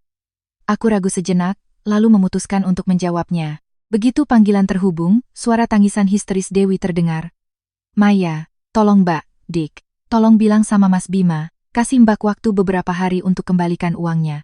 Mbak mohon, Dik. Aku menjawab dengan tenang. Mbak Dewi, uang itu uang popok dan susu anak saya. Mas Bima yang diam-diam mengambilnya untuk bayar DP rumah sakit Mbak. Sekarang Pak Harun menuntut Mas Bima, ya Mas Bima harus menagihnya pada Mbak. Ini urusan kalian berdua. Kenapa telepon saya? Dewi mulai meratap, mencoba menarik simpati. Mbak tidak tahu kalau Mas Bima ambil uang dari dana anakmu. Ibu bilang ibu punya tabungan untuk dipinjamkan, makanya Mbak terima. Sekarang DP sudah dibayar. Mbak juga sudah terlanjur belanja banyak perlengkapan bayi yang mahal-mahal. Uang tunai sudah habis. Tadi Mas Bima telepon marah-marah. Katanya kalau malam ini uangnya tidak kembali, dia akan dihukum keluarga. Mbak cari uang kemana Maya? Aku tersenyum sinis. Mbak mau melahirkan di rumah sakit mana itu keputusan Mbak dan suami Mbak.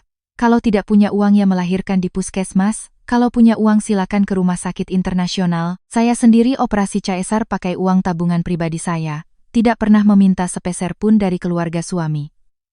Mbak mau menikmati layanan bintang 5, ya harus bayar sendiri. Urusan Mas Bima dihukum itu kesalahannya, saya tidak bisa ikut campur. Tapi suamiku sudah tahu, jerit Dewi putus asa.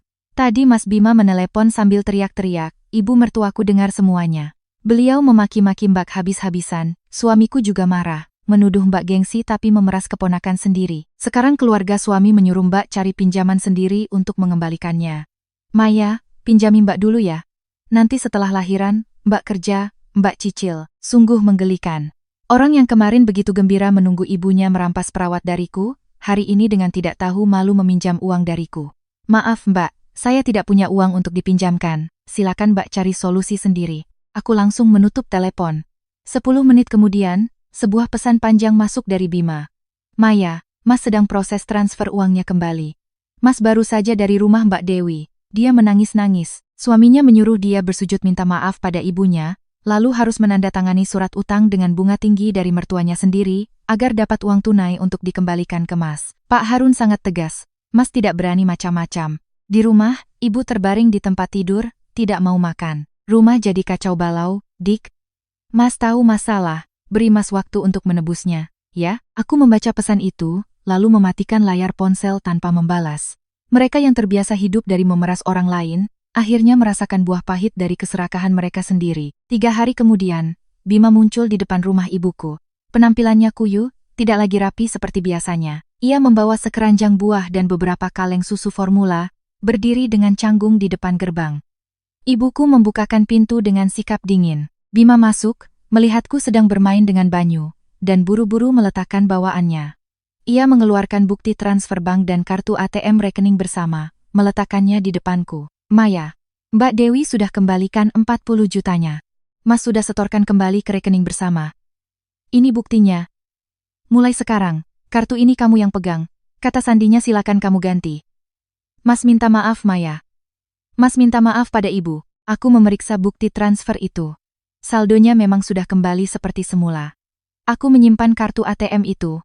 Mas sadar kesalahan itu bagus. Uang anakku sudah kembali. Tapi itu tidak berarti semuanya bisa kembali seperti semula. Istriku, ayo kita pulang, pintanya. Rumah sepi tanpamu dan Banyu. Ibu juga sakit, beliau sudah sadar kesalahannya. Kita pulang ya, demi keluarga. Ibuku menimpali dengan tegas. Bima, saya menikahkan putri saya padamu agar dia dihargai, bukan untuk jadi mesin ATM keluargamu.